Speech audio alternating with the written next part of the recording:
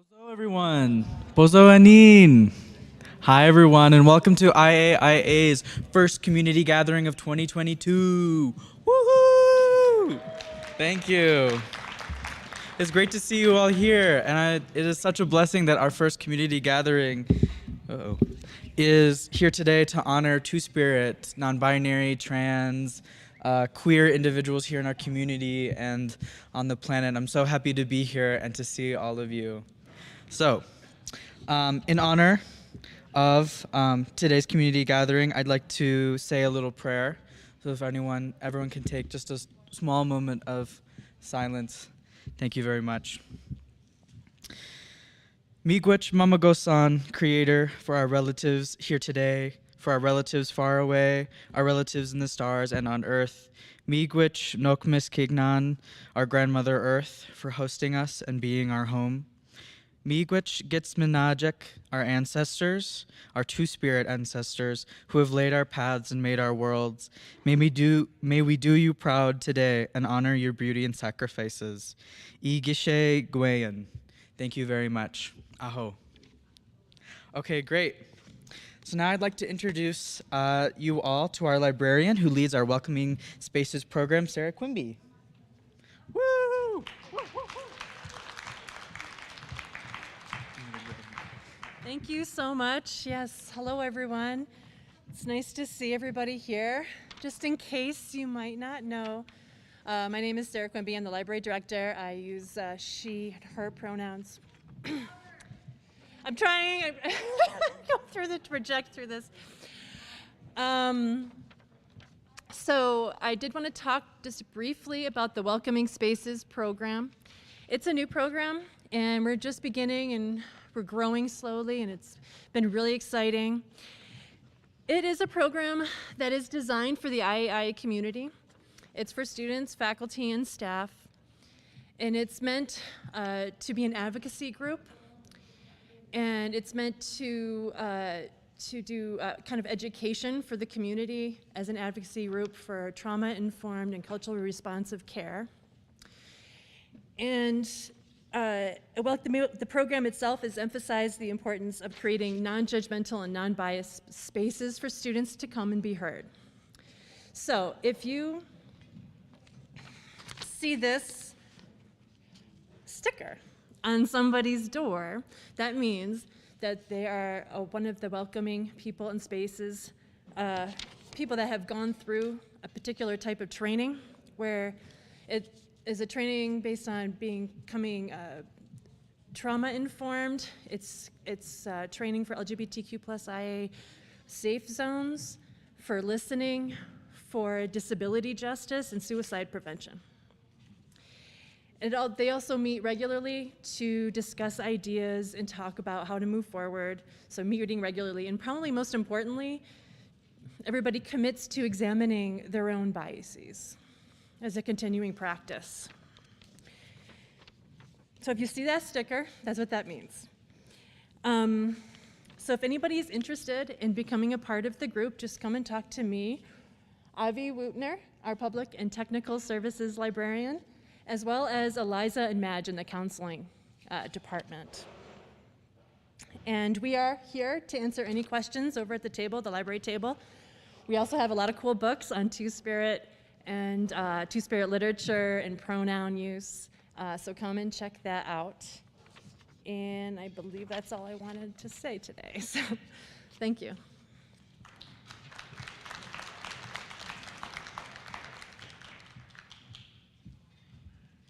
Thank you, Sarah, and the library team.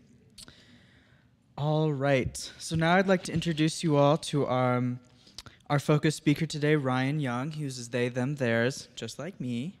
They are a two-spirit Ojibwe multidisciplinary artist from Lac du Flambeau, Wisconsin.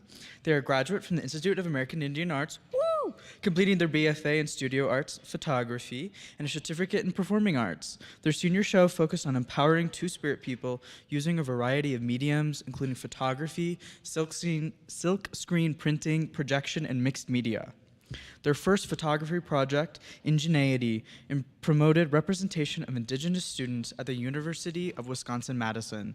This project led to a photo spread in Native Max magazine and in advertisements for JG Indie during New York's Fashion Week.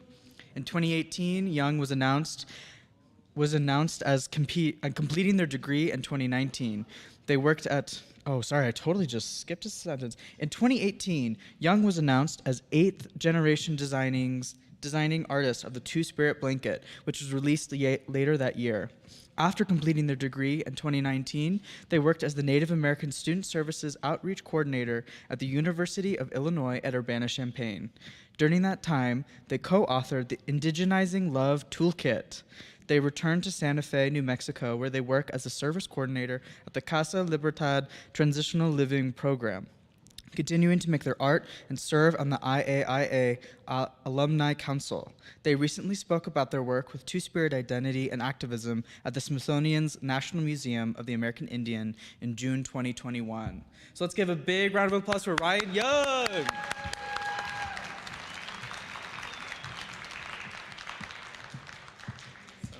Good afternoon, everybody. So I think the intro already covered a lot that I was going to say when I was going to introduce myself.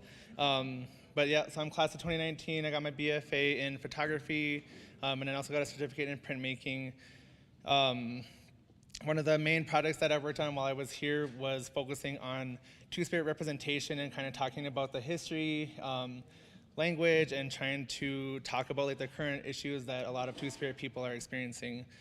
My freshman year, we co-founded Indigenous Queers Plus, which was an LGBTQ Two-Spirit organization here. We did different workshops on like language reclamation, art representation. We did like pronoun workshops, talked about healthy relationships. Just covered a lot of different aspects for queer Indigenous folks. So today I'm going to be talking about the Indigenizing Love Toolkit. So I was contacted in 2018 by the Western State Center.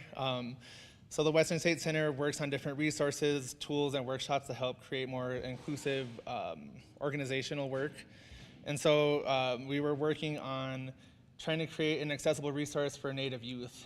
So we really wanted to talk more about like queer Indigenous identity and talk about different resources.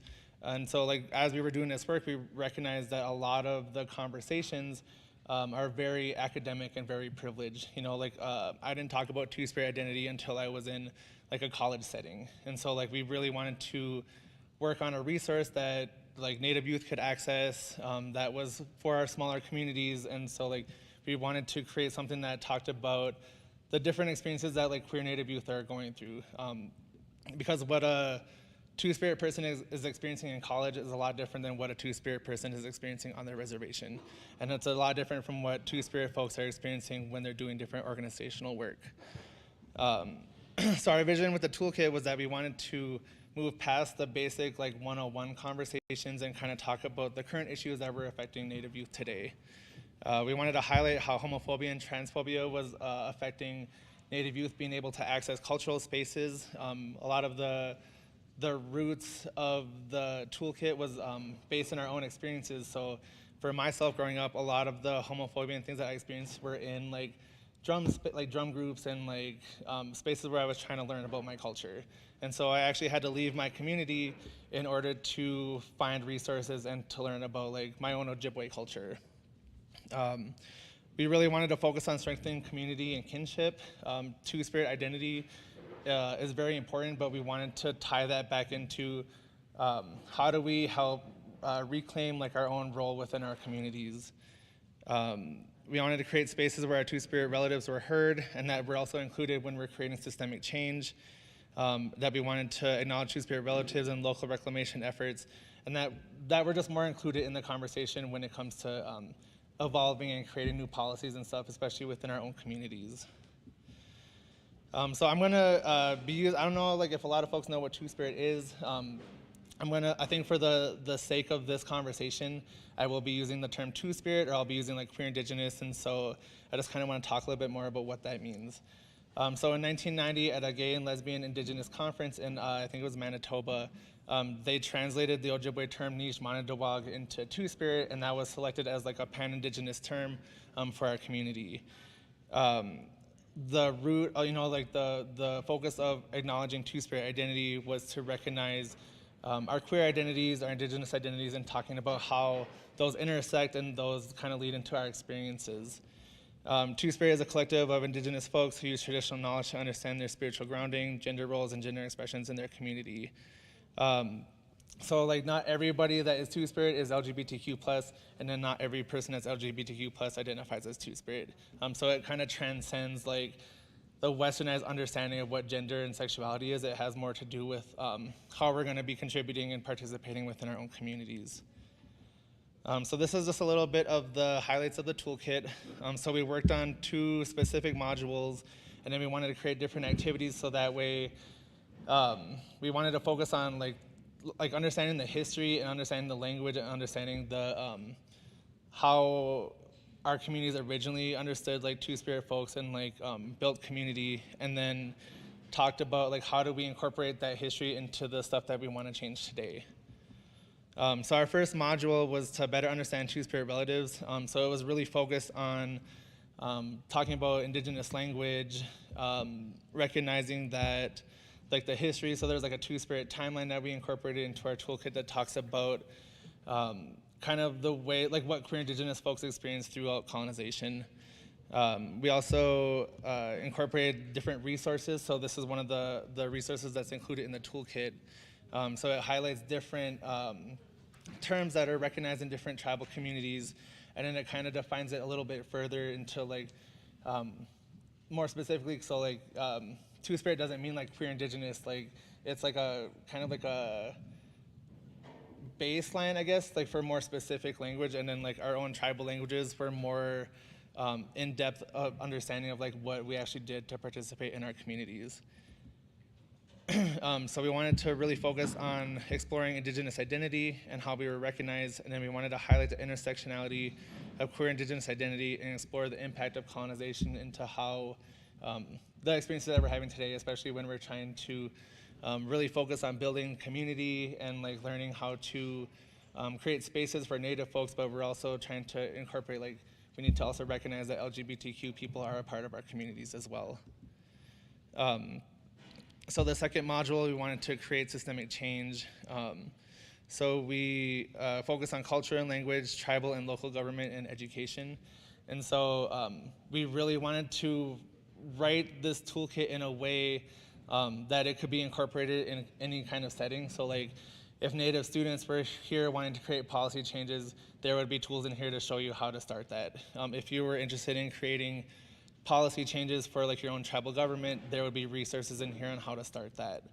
And so like trying to recognize that like there's different aspects that like queer Indigenous folks have to, that we go through, and like different organizations that we're gonna be involved in, and like learning how to create that language and create space for each other. So we did different discussion outlines. So we incorporated different resources like videos, news articles, there's scholarly writings, there's movies that we recommended, there's different types of writings. And so the resource guide that we included is also being expanded into like a living document. So we're gonna have like a consistently updated list of resources and stuff for folks to access. So some of the action steps that we included were really based off of our own experiences. So the toolkit was written by myself, Josie Raffalito, so they were the person that was working with the Western State Center that recruited us, Keosha, and then MJ. And so the action steps that we were including when talking about like how do we help start discussions, so it can be like different small things like acknowledging pronouns during like when you do introductions in an organization, or it can be larger to like how do we reach, how do we talk to like our academic dean into creating more resources or creating inclusivity when talking about LGBTQ folks? How do we talk to our tribal government about, making sure that, like for some communities, like there's still not like LGBT, like gay marriage is still not recognized. So it's like, how do we word that in a way where, we're talking to our communities from a standpoint of like, this is what is crucial for our community to be stronger. And so there's all these different action steps that we included. And then we did a discussion group and suggested actions to be inclusive of all Native youth. So we wanted to write the toolkit in a way that the language was accessible. So a lot of us come from smaller communities where we have, outdated resources, or we have, even no resources. And so we wanted to create something that was not only accessible, but that it was something that was easy to understand. So there is a part of the toolkit that focuses on like the Two-Spirit 101 like introductory aspect, but then we go further into like, well, what needs do we need to do to serve our communities today? So we have different activity workbooks. So there's terms and definitions. We have a list of resources. So all these different tools that we add into this toolkit can kind of be incorporated into any type of organizational setting. So like if you're working in like a Native focus group, like in a different community, it's like, how do we also create language to be inclusive of our Two-Spirit relatives? And then the best part about that is like, that leads into further discussion. So like, I think the purpose of the toolkit was to really focus on like initiating those discussions, and then we start to talk about like, well, how else could we be inclusive? There's different accessibility issues that a lot of our Native folks experience, or there's a lot of different intersections of our identities that aren't being discussed when we talk about Native issues. And so this is kind of like a kickoff point of like, well, we can start talking about LGBTQ and Two-Spirit related issues and problems and stuff that we need to address in our community, but then that can also expand onto, well, how are we making sure that like our spaces are accessible for folks that have disabilities, or how are we making sure that like folks that have different religions and different identities, like how are we making sure that their voices are being included in like those conversations. And so I think, and then we really wanted to kind of hit home that like homophobia and transphobia like impact like the way that like our Native youth are accessing like their own cultural spaces, even though there's a lot more there's like online language classes, there's Zoom stuff, like there's ways that we're making our cultural history more accessible, but up until that point, we were kind of dependent on like our own communities to get that information. And so our own, I know for myself, there was a lot of barriers that I experienced, and that really prevented me from being able to like learn my own history. I like wasn't even, it like took me until I went to college to even learn about like queer Indigenous identity that existed within my own like Ojibwe culture, and and understanding that like that Two-Spirit was like even translated from like an Ojibwe term. Like there was like this really intense like disconnect that really affected me when I was growing up, and then like it took me leaving my community and like learning this history in like an academic setting. Like I had to leave my community, I had to go to like a privileged space like college in order to like learn that information. And so the goal for our toolkit was to make sure that like Native youth didn't have to like wait until they left their community to get that information. We wanted to make sure that folks not only got the tools to learn that history, but then they got the tools to like actually create systemic change and to actually like start to demand that information. We wanted to make sure that folks could like anticipate like the backlash. We wanted to make sure that like we were addressing like the different barriers that folks might experience, because there's a lot of conversations around, I think I had an argument with someone on like Instagram like recently where they were saying like that Two-Spirit was an idea created by like the federal government. And it's like, how like the government would not go in depth into like creating tribally specific language for Two-Spirit people in different communities if the whole goal was like assimilation.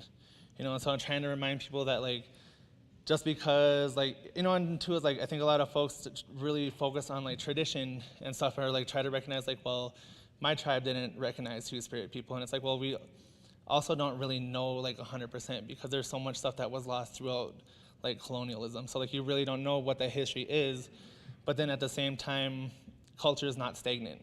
Culture is meant to evolve and it's meant to grow. And so like if the whole purpose of like trying to build Native kinship is trying to build communities, like then we need to make sure that we're incorporating everybody into that space, that we're making sure that we're providing resources and opportunities for queer Native youth to be able to access that culture. And so that was kind of the intent behind the toolkit. I can go ahead and pull up I'll pull up the toolkit so we can talk a little bit about what's on here. So we made sure that it was free and accessible. So I think you can purchase like the physical copies for like a sliding scale amount, but the purpose of the toolkit was to make sure that for youth that needed it, that it was free.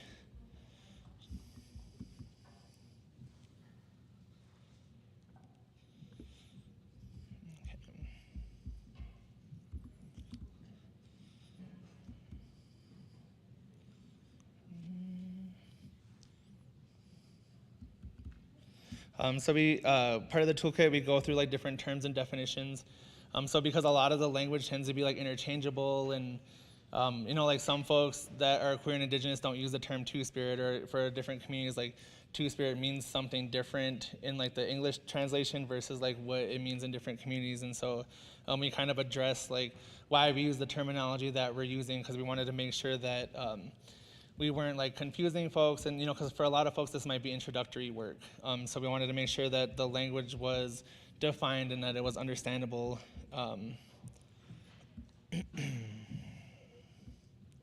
So then the reasons that we included for folks to use the toolkit was that we want to help folks reclaim their culture, language, and indigenize love. We wanted to better understand our two-spirit relatives and build inclusion, initiate a conversation around gender roles and understanding our two-spirit community members within our own indigenous knowledge, and access resources and guidance. I think a big part of the conversation too was that what the roles of two-spirit people were then are not the same as like what our roles are now, because we're not working within our own tribal communities. We're doing more of like a pan-indigenous, like larger community type work. So we're like acknowledging that that contemporary history is pan-indigenous, but then we're also trying to recognize like there are tribally specific like roots that exist. And so we wanted to make sure that that information was acknowledged, and that we were recognizing that that there is an importance in making sure that we're building community together, but that we also need to recognize that there are specific roles and specific understandings within different tribal communities. So we talk about the fact that there's 37 tribal nations that recognize same-sex marriage. We incorporated different artists and different two-spirit activists, and kind of talked about like the work that is being done now, and like making sure that folks are recognizing too, like that there's a lot of two-spirit people that we're creating our own narratives, and we're writing our own stories, and we're teaching ourselves like this information, and making sure that we're being represented and that we're having our voice. That's like a big part of like social media as well, especially within the two-spirit communities. Like there's a lot more information now being told by our own community, than there was like even just like 10 years ago. Like even when I think when I came out, it was and it's not even like, I'm gonna sound old, but it's not that old. Like I think I came out in like 2009, and like even then, like there was like barely any resources, or like the stuff that you were seeing on the internet was like either misinformed, or it was written in a way that was meant to be discouraging. And so now with like social media, and like you get hashtags that will help you like specify like your searches for stuff, you're actually getting to learn about the diversity of like the two-spirit experience through different community members. So like we included resources from like Geo Neptune talked about two-spirit identity through them.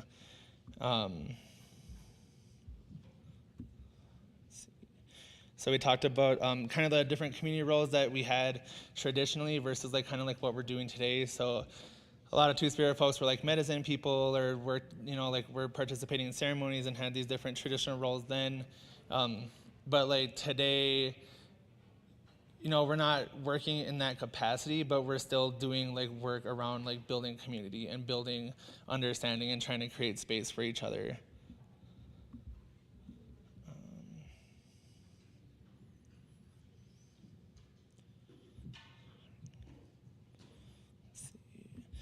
So then this is like the different, the language and reclamation and different resources that we included in the toolkit. So it talks about different like student opportunities for Native youth, different ways to learn about like sexual health, history, getting involved even with like tribal government. So we tried to make sure that like there was something kind of like for every person that was involved. So like it didn't really focus on like Two-Spirit resources, but it was like more of like folks that want to work in government or folks that are interested in like entertainment industry, or there was something that could be something that was going to be vital for anybody that needed to access their resources.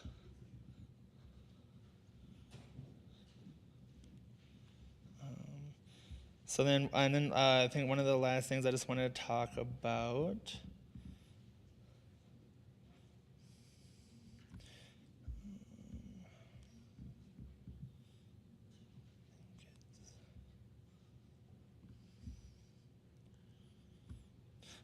So for our activity G, we talked about anticipated reactions and suggested responses. And so this is kind of like, for us, this is kind of like the starting point, especially when you start to have these conversations, because I think there's a lot of pushback, or there's a lot of questions like, well, why do we need to learn this? And it's like, learning about Two-Spirit identity is like as crucial as learning our language, and it's as crucial as learning the different values that we had within our communities, because this is how we understand the experiences that our community members are going through, that our tribal, our Native youth are experiencing, and how do we make sure that they're supported and that they're getting the resources that they need.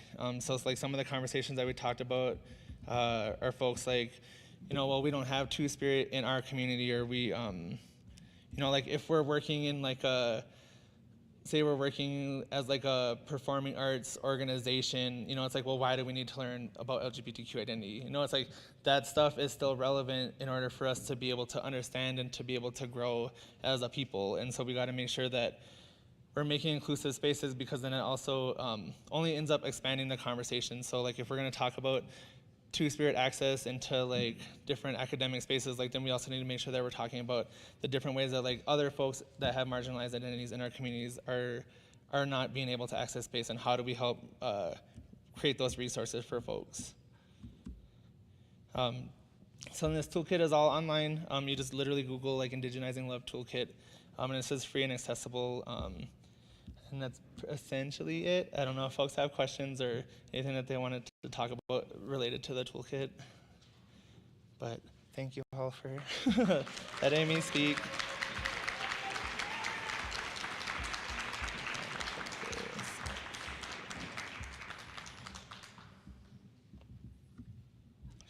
Awesome, thank you. Let's give it up again for Ryan. Woo!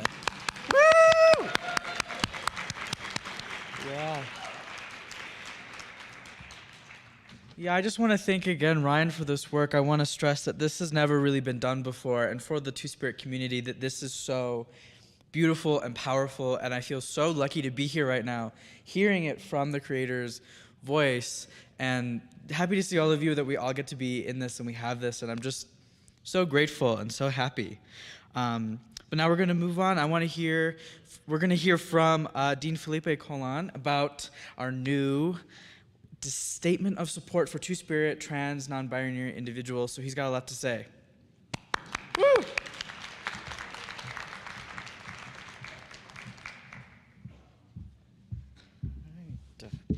Kwatse Hopa, everyone.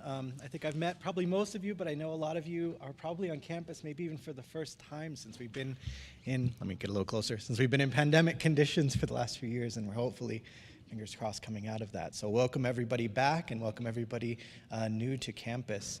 As David Sarah said, my name is Felipe Estudio Colon. I'm Academic Dean and Chief Academic Officer for the Institute of American Indian Arts.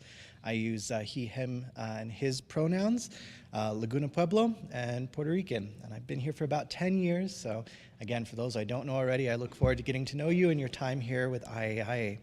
And as David Sarah mentioned, we, on particularly the administrative side, but really as a campus, have been working really dedicatedly for the last few years on trying to make a more inclusive, more representative, and more welcoming environment for our 2S LGBTQIA+ students, community, which of course includes our own faculty and staff as well. And to that end, we've taken a number of small but I think really important steps. And those include things like, for instance, in 2018, our Faculty Council and our Ed Standards Committee, which dictates a lot of the way that we deliver our classes, made a resolution that we would remove all gendered language from faculty and academic documents. That includes things like our catalogs, our policies, and we've really dedicated ourselves the last few years to doing that. And I think, again, it's made a major difference, both in what we put out to, of course, our community here, we put out to the world, and of course in changing our mindset and our frame of mind as a community when we refer to the people of our community. Shortly after that, we actually had a petition come before the then cabinet to try to identify a place to have a non-gendered restroom. And a dedication was made by our team here that whenever we build a new building from now on campus, which hopefully we'll have a few more coming in these next few years, that we will have non-gendered bathrooms in those buildings, again, in recognition of our community and the diversity of our community. We also, in spring 2021 as a cabinet, began to develop what I'm going to share with you today, which is a statement of support for non-binary, and again, 2S LGBTQIA plus students and community members. We also have in the works a number of trainings. We actually had our first training for faculty in fall 2021. We were really fortunate to have some amazing folks come out, some of you even our alum, to discuss with our faculty non-binary language development within our classes, within our interactions with our students, as well as general, again, 2S LGBTQIA plus issues that our students may face and that we as faculty can help them address. And sort of lastly, of course, we have our event today, which we hope is the first of many to come that will be directed towards the subject and evolving issues in our community related, again, to 2S LGBTQIA, which we understand probably more about now than we did as a community a few years ago, and we're really excited to learn more and to be able to do more, again, to support our students, our staff, and our faculty in this way. Some of you may have noticed, and I know we've had a number of responses already, a couple dozen, so I'm really heartened by that. But on the flyer for the event for today, you'll see there was a link to a survey.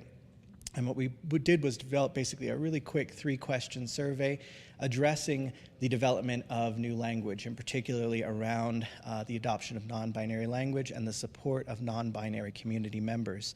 So for those who haven't had a chance to take the survey yet, please do so. But I wanted to report on some of the responses we've had from the survey to this point. So one of the first questions we ask in the survey is this necessary? Do we as a community feel that we have a need for this kind of support? And I'm really happy to say 100% of the respondents have said yes. We do need these pieces of language edited into all of our documents. We need these non-binary statements of support, again, to better support our community as a whole. I'm happy to report also that 92% of the respondents have said we'd like to have training. And as I mentioned, the faculty have already gone through a first round of training. We have opportunities as faculty twice a year during what we call our in-service to actually get special training on subjects and issues and topics that are directly facing our community semester to semester, year to year. And with this kind of overwhelming response, we are going to dedicate ourselves to ensuring that as we go forward, we will continue to have 2S LGBTQIA plus and non-binary training as a part of those annual faculty in-service weeks. And we really hope to be able to expand that out to allowing both the staff as well as the other members of the community to participate in that. So we'll look forward to working on that. And I'm really happy to respond that we have a section, as we always do. We love to collect a lot of quantitative data, numbers, but we love qualitative because that's where really the meat of the information is. And we've had a lot of fantastic responses to the survey in the qualitative realm. We've had responses from folks basically saying, this is a great statement, doesn't sound Indigenous enough. So that'll be our next task, indigenizing it. This is a great statement, but it's a little condescending. That's probably something that most institutions suffer from and we'll be working on. Others that are saying, this is a great statement, we'd really like the language around this to be much more about us, we, and our. If you look at statements across a lot of institutions, it's a lot of discussion of other. And we want to be sure that our statement does not reflect that it is an our statement and not a they statement, as we see. So I would encourage everybody who has not taken the survey, go ahead and look on the flyer for today's event. Go ahead and take that survey. Next steps are going to be integrating the responses to that survey in the next draft of the statement. And as things happen, and oftentimes in higher education, it'll go through a number of sort of reviews and processes with different committees. But the ultimate goal, as it is the goal of really a lot of the work that we're doing, we're talking about today, is to create better resources for our community to understand these issues and to be able to address these issues not only in sort of formal ways, in a policy or in a catalog, but in everyday ways. Again, to really reshape our frame of mind and our perspective as a community to be as supportive as we possibly can for one another. So again, I encourage everybody to go ahead and click on that link that was in the flyer, take that survey. I'd like to thank a few folks that were really instrumental in really a lot of this. Of course, the Faculty Council in moving a lot of our earliest efforts forward, the cabinet members, of course, Jason Ordaz, who is our sort of meister of all things public. So he will be working on the updates to things like our website. And of course, the cabinet, which represents every single one of the divisions and departments within the Institute of American Indian Arts, and has unanimously been in support of ensuring that every area of our institution strictly supports and embeds into their practice and their efforts as a community and as professionals the continued support for our non-binary 2S LGBTQIA+ community. So that was all I wanted to share on that, but if I can squeeze in 2 quick plugs here at the end. LGBTQIA+, 2S, and non-binary isn't the only area where we're looking to improve as a community. One of the other areas that we're really looking at, and especially as an Indigenous institution that we're looking to do, is to really address and update things like land acknowledgements. We're seeing across the United States and really across the world that a lot of institutions are getting into land acknowledgements. They're finally sort of recognizing the significance of that. Of course, we've always run into the issue of it's great to do a land acknowledgement when you're standing on the native land, but how do you do that when you're traveling around? And so we're actually in the process now of developing a new land acknowledgement, including a committee that's reviewing that. I wanted to share that all with you today. Again, just a draft, but something that we hope that we will be able to use whenever we travel basically anywhere in the country, anywhere in the world, to acknowledge those communities where IAIA exists. And let me find it, sorry. I pulled it up and then lost it again. The Institute of American Indian Arts, nope, wrong one. Give me 1 sec. Here it is. The Institute of American Indian Arts respectfully acknowledges that it is located on the traditional Puebloan lands of the Tanoan and Carrizo-speaking peoples. We honor and thank them for their graciousness as stewards of the land.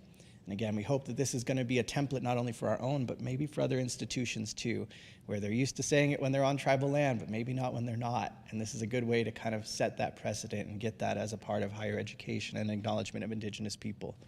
I'd also like to quickly plug that Jason Ordaz has set up a little interview camera, and I think it's just this one right here in front of me. So we'd encourage everybody to, on your way out today and as you wrap up, come and share your thoughts about what you've heard today and what you're encouraged for in the future, and how these issues might impact you and be a part of your practice and life in your time here at IAIA and beyond. So that's all for me. Thank you very much.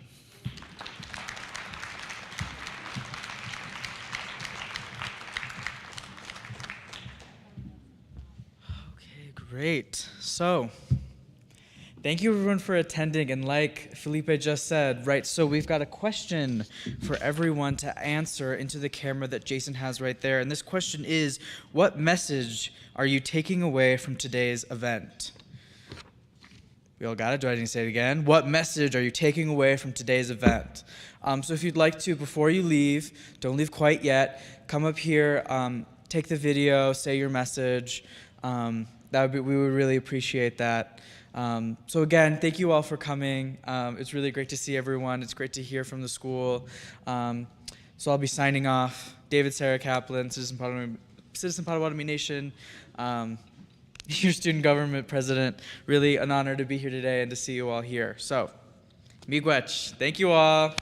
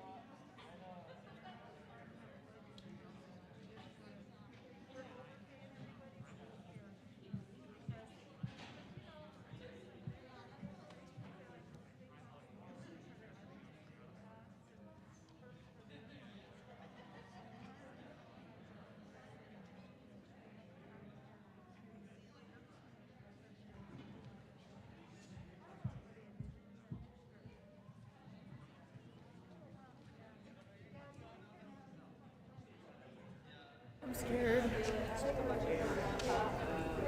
I think we're ready. So if we want to stand in front of the lens over here. Do I say the sentence?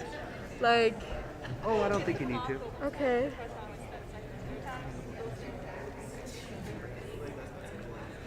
All right. So do you want to ask her a question? Sure. And you'll be looking at Rachel. Okay.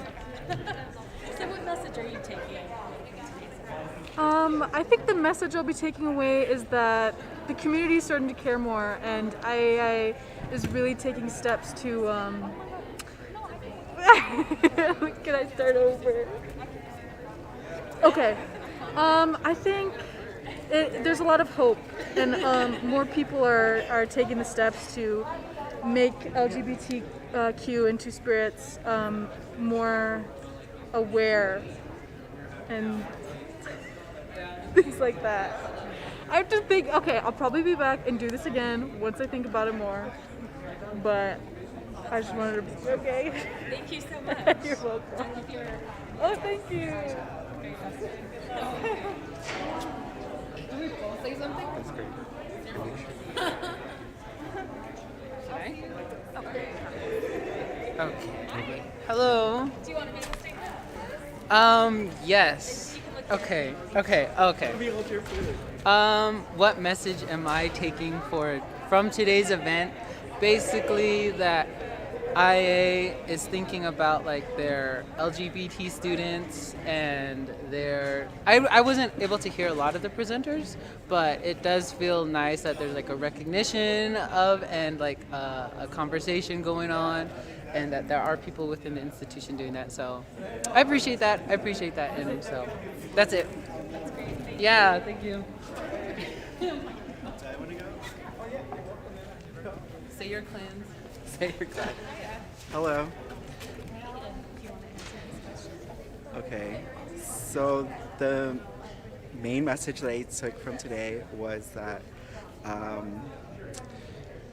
there's like more inclusion now for the LGBTQIA plus, and I think that's really important because like for my own self, I'm doing my senior project, and it's focusing on the queer experience of people in Indigenous communities.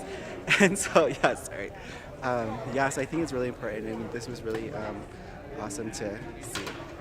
Yeah, thank you.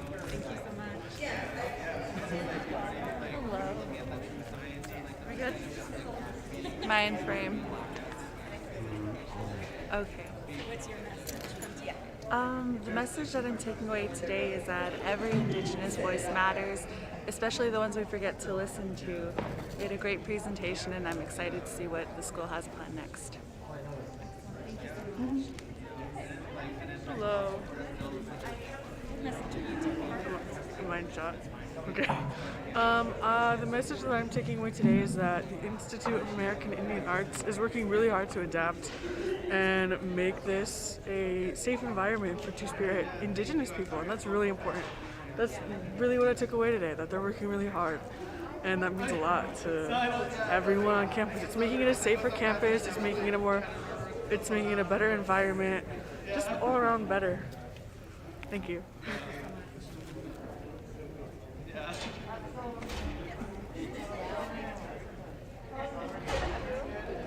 Felipe.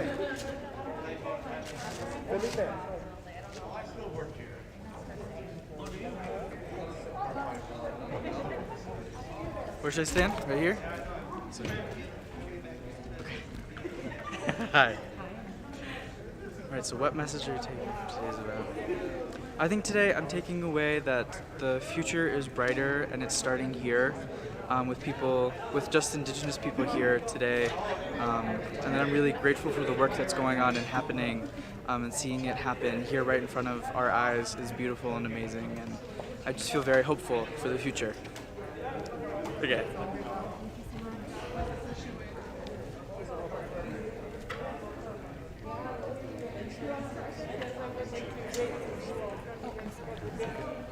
I gotta think, wait. I'm still thinking about it. What message? Okay. What message are you taking away from today's event? That there's hope for the school and the communities for LGBTQ and Two-Spirit students on campus. I'm really excited. I'm really proud of what the school has done and what they're striving to do. So, yes, of course. Thank you.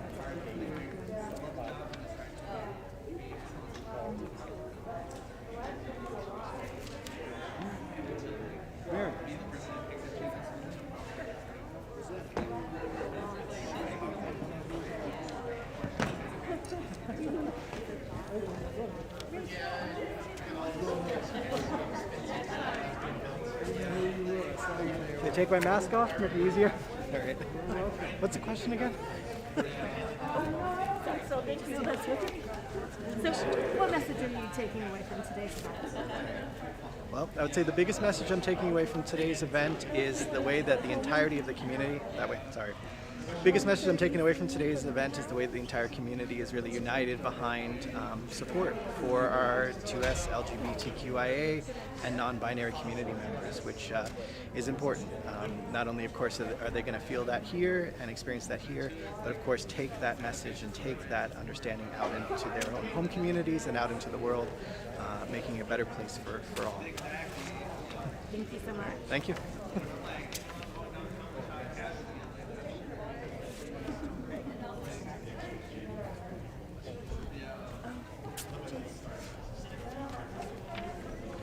Thank you, Doug. And so look at Rachel. I just met her. I saw her earlier, but I didn't know who it was, and so good. So what message are you taking away from today's event? Well, I think, as we all know, diversity, equity, and inclusion is an important initiative for any college or any organization, for that matter, in our society. And so, if that's a priority for us, then it was good to hear today from the LGBTQ community plus, and that we need to make sure that population, that community, those students and faculty and staff are included in our initiative and felt that they are welcomed, and that's very important. Thank you very much. Good.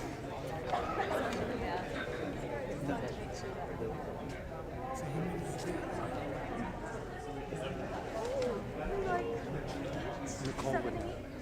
Oh, interviews? Yeah,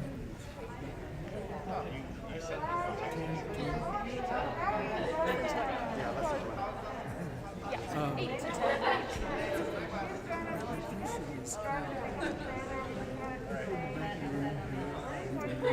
I walked over there. It was.